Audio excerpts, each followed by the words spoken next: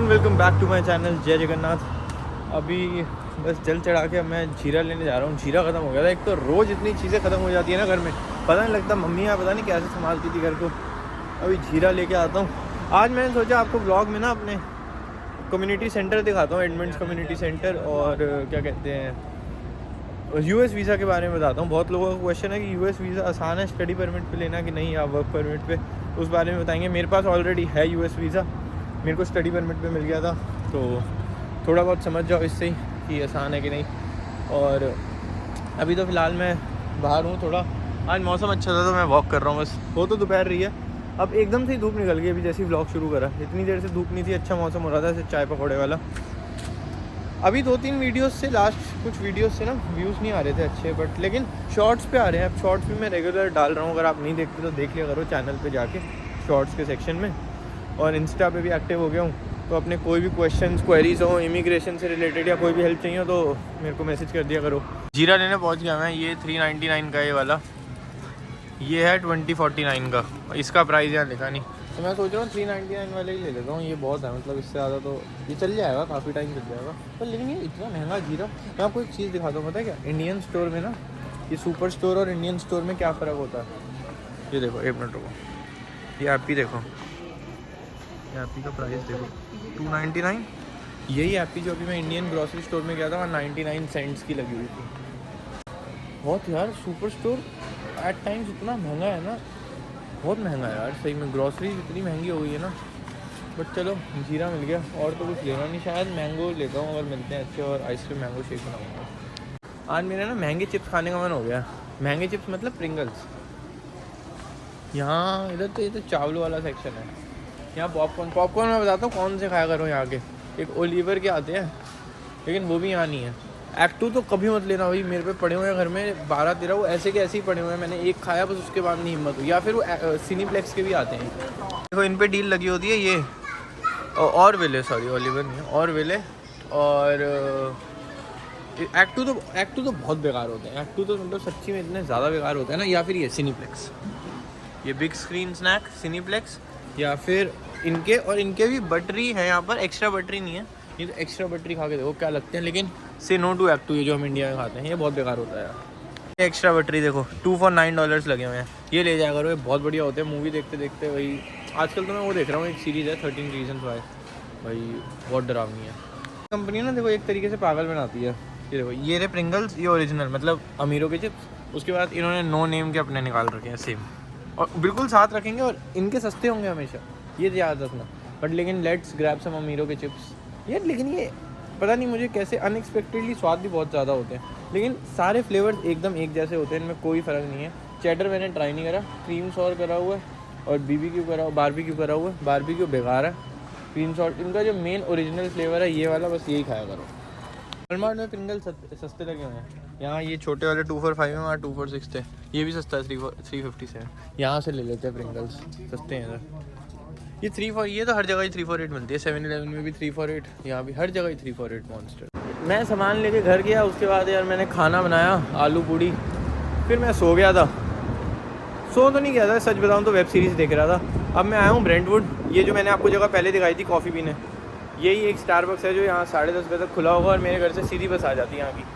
आप कॉफ़ी पीते हैं और उसके बाद हम बातें करते हैं। कम्युनिटी सेंटर आज मैं दिखा नहीं पाऊँगा, वो कल के वीडियो में पक्का दिखा दूँगा। आपको यूएस वीज़ा के बारे में बताता हूँ मैं। यूएस वीज़ा कनाडा आके सबसे आसान है लेना, सबसे आसान, मतलब उससे आसान कोई चीज़ नहीं मिलेगी आपको सच्ची। अकोमोडेशन ढूंढना भी नहीं जितना आपको आसानी से यूएस वीज़ा मिल जाता है, बट उसमें कुछ चीज़ें ध्यान रखनी होती हैं, उसके बारे में बात करते हैं इस व्लॉग में। बाहर चल रही है बहुत ज़्यादा हवा, इसलिए मुझे यहाँ अंदर आके शूट कर रहा हूँ स्टारबक्स में, जो मैंने बताया था सबसे लेट तक खुला होता है। तो कम्युनिटी सेंटर की बात करते हैं अभी, जो यहाँ पे कम्युनिटी सेंटर होते हैं, मतलब लीजर, स्विमिंग पूल। अब जिम जाने का फ़ायदा है, या फिर हम सीधा कम्युनिटी सेंटर के सब्सक्रिप्शन ले लें। पर उससे पहले यूएस वीज़ा जो सबसे ज़्यादा हॉट टॉपिक है। अब देखो भाई, उसका क्या सीन है।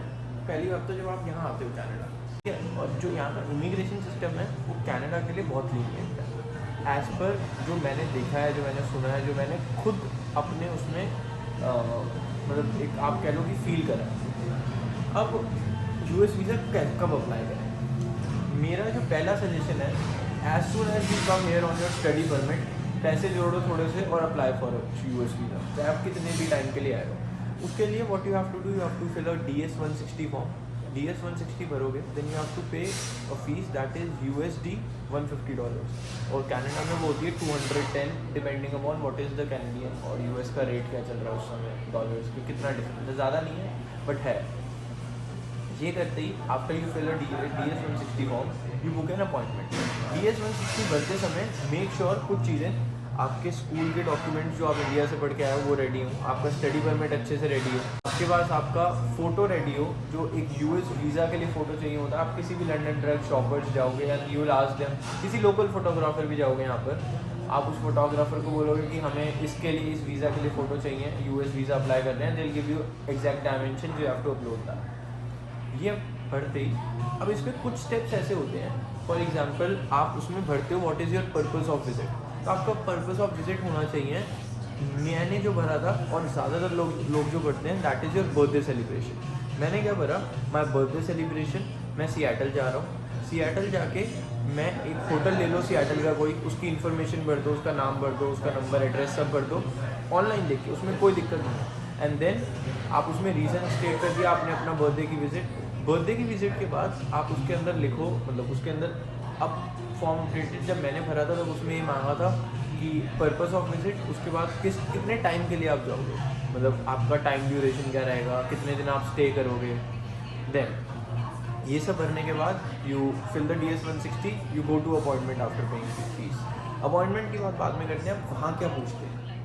तो जैसे ही they ask you what is your purpose of visit, confidently बोलना उन्हें कि मैं सियाटल जाना चाहता हूँ अपने बर्थडे सेलिब्रेट करने। जब से मैं मतलब सिंस चाइल्डहुड मेरा ड्रीम था कि I want to visit US one day, और मैं देखना चाहता हूँ हाउ इज़ US, मतलब ये सब। And I have my favourite Starbucks for it, मतलब मैंने बोला था कि हाँ मेरा favourite Starbucks, like favourite in the sense जो फर्स्ट ओपन स्टारबक्स है वो सियाटल में खुला था। ये सब बोलोगे दिल से 99.9% केसेस एक क्वेश्चन पूछेंगे, टाइप करेंगे दिल से, okay congratulation your US visa has been accepted, will keep your passport, it will be delivered within a week or so. Reject किन केसेस में होता है भाई, क्या तो आपका स्टडी परमिट वैलिड है, मतलब valid in the sense expire होने वाला है, नहीं तो आप उनके साथ कॉन्फिडेंटली बात नहीं कर रहे, आपने जो इन्फॉर्मेशन भरी है होटल या जहाँ भी आप जा रहे हो वो गलत है, नहीं तो बहुत लंबा है। अब फॉर एग्जांपल उसमें लिखा होता है कि आपका कोई कॉन्टैक्ट रहता है, नहीं रहता, मैंने भरा था नहीं रहता, आप भरोगे रहता है, उससे उनके माइंड में ये सब क्रिएट होता है जो मैंने सुना और जो मैंने देखा भी है अपने मतलब रियल लाइफ एग्जांपल्स में, कि उनको ऐसा लगता है कि आप वहाँ लंबे टाइम के लिए स्टे करोगे। अब जैसे ही अब ये तो हो गई स्टडी परमिट की बात, वर्क परमिट पे आते हैं। वर्क परमिट में भी आप कर सकते हो, वर्क परमिट में भी ऑलमोस्ट सेम प्रोसेस है, बट जो परसेंटेज जो सक्सेस रेट है इसका ये थोड़ा 2-3% नीचे चला जाता है वर्क परमिट। उसके बाद अगली चीज़ जो है, हमेशा इस चीज़ का ध्यान रखो, ये चीज़ें खुद फाइल करो। US वीज़ा कुछ मुश्किल नहीं है, मैं अपनी एक चैनल पे वीडियो डाल दूंगा अगर चाहिए हो तो, क्योंकि मैं भी अभी अपने फ्रेंड का करूँगा फाइल, मैं तब वीडियो रिकॉर्ड करके डाल दूँगा। लेकिन US वीज़ा खुद फाइल करो, बाहर एजेंट से मत कराओ, फालतू $400 लेंगे, वो बोलेंगे हाँ अपॉइंटमेंट खरीद लो, कोई दिक्कत नहीं अगर नहीं मिल रही है। बट लेकिन रात को क्या हो, रात को जैसे ही आप जहाँ भी रहते हो 11 से लेके सुबह 4 बजे तक रिफ्रेश करते रहो। मुझे मिल गई थी, वैसे मैंने अपने फ्रेंड को बोला था, उन्होंने देखी और उन्हें मिल गई। मतलब मैंने फाइल करा था मेरे ख्याल फरवरी में और मुझे अप्रैल की अपॉइंटमेंट मिल गई, तो इतनी जल्दी मिल गई थी। इनिशियली आपको 1-2 साल बाद की मिल सकती है, लेकिन इस चीज़ में कोई घबराने वाली बात नहीं है। जो चीज़ें मैंने बताई हैं इन चीज़ों को ध्यान रखना। ये सिर्फ एक मैं आपको वो दे रहा हूँ कि US वीज़ा आसान है स्टडी परमिट पे कि नहीं। स्टडी परमिट पे US वीज़ा लेना बहुत आसान है।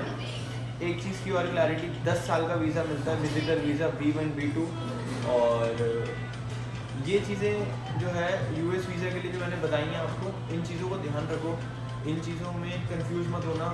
वहाँ पर जैसे ही वो आपसे कुछ पूछ रहे हो, डोंट हेजिटेट एट ऑल, मतलब वो आपको खा नहीं जाएंगे, कुछ बोलेंगे नहीं। सबसे ज़्यादा रिजेक्शन वही होते हैं जो लोग हेजिटेट हो जाते हैं। मैंने उन लोगों तक को वीज़ा लेते हुए देखा है जिनको इंग्लिश नहीं आती, जस्ट डैट कि वो इन्फॉर्मेशन जो भर के आते हैं वो थोड़ी रीजनेबल लगनी चाहिए। आप खुद सोचो, आप एक इमिग्रेशन ऑफिसर हो, आप पढ़ रहे हो फाइल कि अच्छा हाँ इसका तो ये इंसान रहता है, उसने 1 महीने का विजिट डाल रखा है घूमने के लिए। कौन स्टूडेंट है जो 1 महीने, ज़्यादातर स्टूडेंट्स नहीं हो सकते जो 1 महीने अपनी पढ़ाई और काम छोड़ के US जाएंगे। लॉजिकल बात है ना। इन चीज़ों को ध्यान रखो। इंडिया से आपको मुश्किल हो सकता है, बट अगर आप कनाडा आ रहे हो तो it is the best thing that you can do after coming here, get a US visa as soon as you land and you have your study. इससे बढ़िया चीज़ को नहीं। इसके बारे में और कुछ इन्फॉर्मेशन आएगी मैं ब्लॉग्स में बताता रहूँगा अपने। आपके पास भी कुछ है, do right in the comments ताकि और लोग देखें। मेरी कुछ इन्फॉर्मेशन आपको अलग लगी हो तो लेट मी नो। और अब बात करते हैं कम्युनिटी सेंटर की। बाहर जाके, बाहर में इसलिए आज वीडियो नहीं बनाया, बैठे बैठे बनाया। अगर बोर हो रहे हो तो मेरे को लगता तो नहीं, क्योंकि आपको मैंने व्यू दिखा दिया, बट ये व्यू चेकआउट करो बाहर का। इस समय थोड़ी हवा दिख ही होगी आपको कैसे चल रही है बाहर, बहुत ज़्यादा हवा चल रही है और आवाज़ ना आती ढंग से अगर मैं बाहर वीडियो बनाता हूँ। मैं काफ़ी इन्जॉय करता हूँ। आज का ब्लॉग थोड़ा इन्फॉर्मेटिव ही रखते हैं क्योंकि बहुत दिनों से ऐसा ही चल रहा है, बट ऑलमोस्ट 2 वीक्स होने वाले हैं लगातार ब्लॉग डालते हुए। आई होप पसंद आ रहे होंगे। मैं शॉर्ट्स भी डाल रहा हूँ, फनी वीडियोज़ भी डाल रहा हूँ। I am trying to get back to normal. पता है मैंने क्यों नहीं वीडियो शूट करी, क्योंकि बाहर का जो माहौल है वो थोड़ा ऐसा है यार। पता है क्या, इतनी अच्छी लाइट चल रही थी यहाँ पर, इतनी अच्छी लाइट चल रही थी। ये देखो, ये जगह देखो एक बार। और ये पता है कि अभी रात को 10 बजे, यही इंडिया में 10 बजे इतना हंगामा होता है, बट यहाँ सब बंद हो चुका है। और ये लाइट सही में बहुत अच्छी चल रही थी। ये ऐसा मतलब ऐसा प्लाजा है बहुत बड़ा ना। मैंने पहले भी वीडियो में आपको दिखाया था, एक ब्लॉग में दिखाया था, जिसमें मैंने कम्युनिकेशन स्किल्स के बारे में बात करी थी। मैं जब भी आता हूँ ना और मैं अपार्टमेंट्स देखता हूँ, मेरा इतना मन होता है मैं पता नहीं किसी ऐसे 20th 30th फ्लोर पे रह रहा हूँ और ऐसे कॉफ़ी पीऊँ जाके। बट इतने एक्सपेंसिव अपार्टमेंट्स हैं ना यहाँ पर। वैंकूवर और ख़ासकर ये ब्रेंटवुड जितना एक्सपेंसिव है ना, मतलब यहाँ पर एक बेडरूम अपार्टमेंट का कॉस्ट होगा $2,500 मिनिमम, 2000 से $2500 एक बेडरूम खाली, और वो भी छोटा सा, कोई बहुत बड़ा नहीं। मतलब सेम ऐसा जैसे आप बॉम्बे में रह रहे हो, बॉम्बे से भी थोड़ा महंगा कह सकते हो इसको। बट लेकिन मेरा ड्रीम है, मैं एक दिन ज़रूर रहूँगा यहाँ पर। बट बहुत सुंदर अपार्टमेंट्स हैं यार, और ये सच्ची में बहुत अच्छी जगह है। ब्रेंटवुड सच्ची में बहुत अच्छी जगह है।